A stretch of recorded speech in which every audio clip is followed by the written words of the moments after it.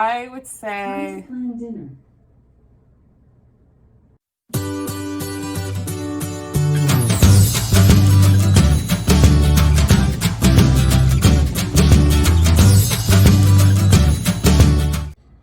Hi friends, welcome back to my channel.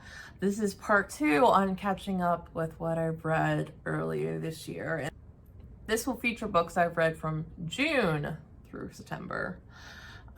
So I read 6 books during those months and I'm going to talk about them with you. So first one I read in June was Born a Crime by Trevor Noah. And Trevor Noah, if you don't know, is the host of The Daily Show. He is from South Africa, and this is basically his biography or memoirs. It says here, stories from a South African childhood, so we'll just stick from that. It talks about growing up in South Africa with a single mom, and it talks about how he struggled through poverty, domestic violence, but really, it sounds like a cliche to say, but this is really kind of like, I don't want to say a love story between a mom and a son, because that sounds so weird. But it basically talks about, it really focuses strongly on his relationship with his mother, and it's really, really touching, and it's really, really heartfelt.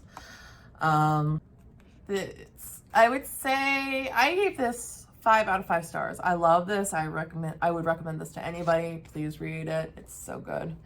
I would say the only detriment to it is that he doesn't really reflect too much on his other family members. He does talk about his dad, but I mean, to be fair, he talks about his dad, who he didn't really know too much as a child because of reasons explained in the story.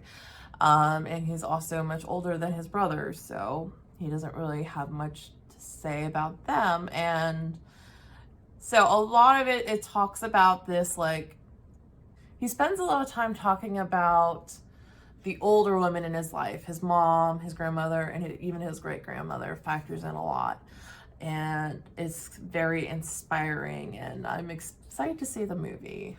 So yeah, that was my first read in June. My other read in June was The Hours by Michael Cunningham. I read this for a book club that I'm sometimes in. I'm terrible with book clubs. What did I end up giving The Hours? Well, it says here I gave The Hours 4 out of 5, but I kind of want to revise that a little bit. So, The Hours. So this is a story about 3 women. One of the women is Virginia Woolf, the famous author who wrote Mrs. Dalloway. The second is about a woman in the mid-1950s who is reading Mrs. Dalloway. And then the third woman is just another woman in like the early 2000s who's planning a party like Mrs. Dalloway did. At least I think that's what Mrs. Dalloway did. I didn't read Mrs. Dalloway. But so it's basically talks about those 3 women and the day of, basically talks about the day in a life of each of those 3 women in their respective time period. I would say that the most interesting thing, see, I'm going to revise this down to 3 out of 5 stars because honestly, it's not that memorable. I think a lot of it has to do with the fact that it's really short. I think I read this in a day because it's just short. And there's nothing wrong with short books, but I think this would have been better served if it was a little bit longer because I feel like the characters just weren't really developed. And the reveal at the end wasn't surprising because you saw it coming. So, yeah, that was The Hours. I will say Cunningham's writing is something, it didn't really click with me, to be honest. I think that was my other struggle with this, was the writing. It wasn't where I would have liked it to be. So I kind of want to pick up another one of his books now, but I'm not sure that I actually ever will. Yeah, I would say the writing of this book probably didn't help it too much. But this also won the Pulitzer, you can see. So I think it is worth reading on that merit. I think it deserves, well, actually, I don't know. I've always wanted to do like a little series where I like actually read the Pulitzer winners from a given year and actually decide if that was worth winning or not. Did the Pulitzers get it right? So, if you want me to do that, please comment down below and I'll do it. But there's the hours. Not much to say about it. So moving on to July, I read How the Penguin Saved Veronica by Hazel Pior. And as you can see, this was my first Once Upon a Book Club book pick. So Veronica is a woman in like her 80s, and she, as far as she knows, doesn't have any family members. And she is getting ready to like plan her estate and settle her affairs and all that, and she's trying to decide what to do with all her money. And then one day she discovers she does in fact have a grandson. She meets her grandson, she doesn't like her grandson, and then she decides, I'm gonna leave all my money to this penguin research center in Antarctica. But they have to earn that right, so I am gonna go down there and I'm gonna see if they're worthy of my money. So Veronica heads on down to Antarctica, and her grandson then follows her after a while. This was cute. This was really cute. This did what I wanted it to do. It was a nice little fluffy kind of thing. It does deal with harder topics like adoption and having to give up a child and family members who let you down and having expectations of people that are unrealistic. I gave this 4 out of 5. I thought it was so adorable. It was so cute. I think the biggest problem I had with it was there's a part where Veronica gets sick, and it seems like the author didn't really know how to end the book. So she kind of sped through that. She did a lot more telling instead of showing towards the end of the book. But it was cute. It was cute. I recommend it. It was good for what it was. And then moving on to August, I read The Deep by River Sullivan. And this was a mermaid book. So it's based on a song called The Deep by people. I can't remember the name of the lyrics just off the top of my head. So I actually looked it up. So it's based on the song The Deep by the rap group Clipping. It's a really good song. I recommend looking it up.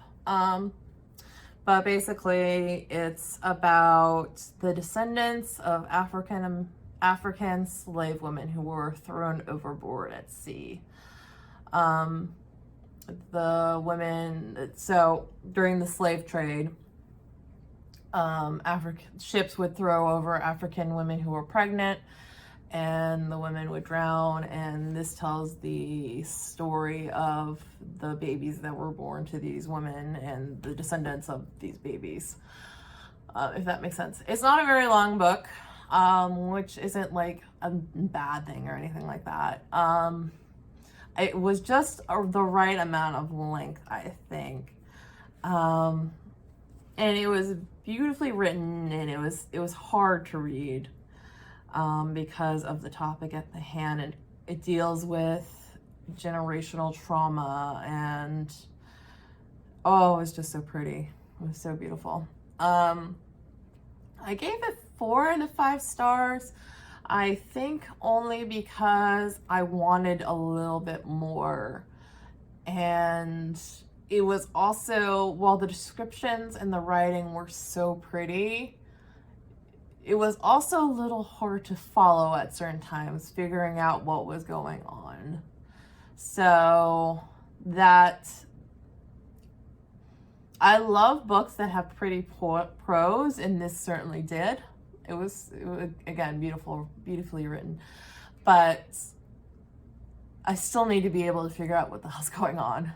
I think actually I would compare it to Anna Marie McLemore's writing, where again, pretty writing, pretty prose, but at the end of like paragraphs, I'd be like, wait, what just happened?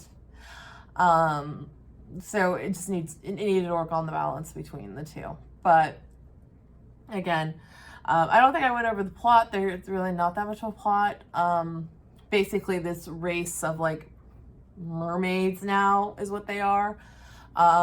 They have one designated person as like the historian that keeps all the he keeps all the trauma that the species has experienced all in her head, or in their head. I apologize.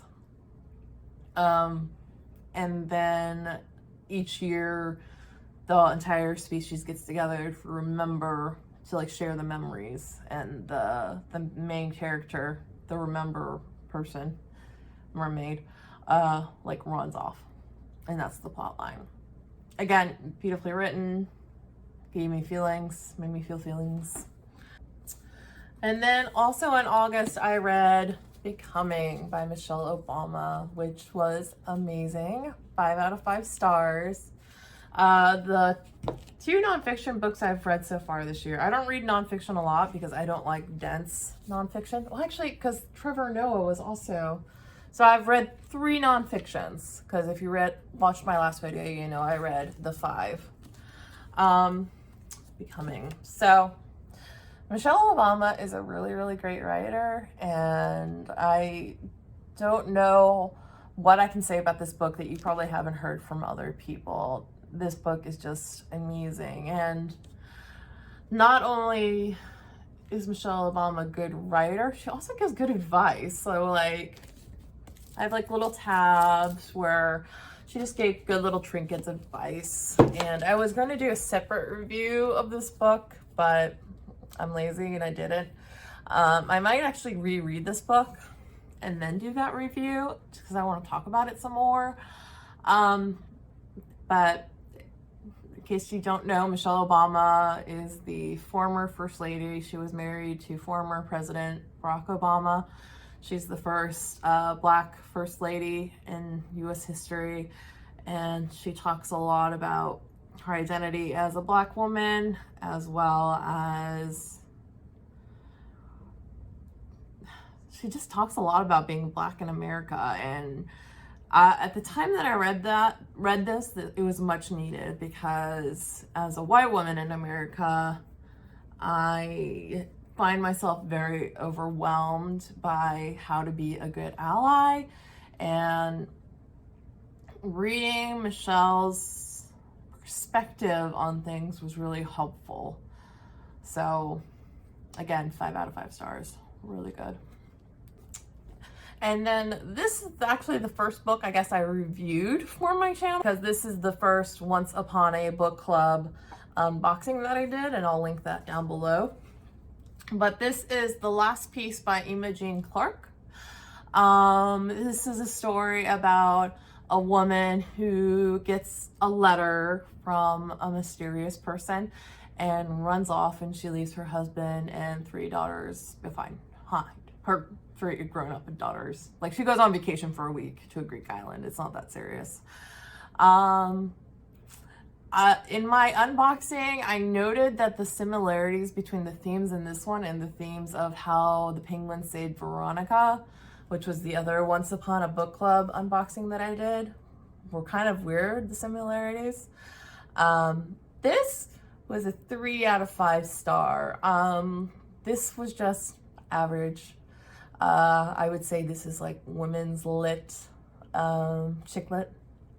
There was nothing wrong about it, but at the same time, I don't think Imogen Clark really plotted things out as well, because she leaves a lot hanging and she speeds through a lot of plot points.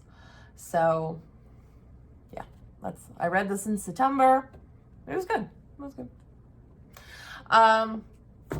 So yeah, that was my wrapping up. Like I said, I'm going to do an October wrap up now that I've actually read more books in October to talk about.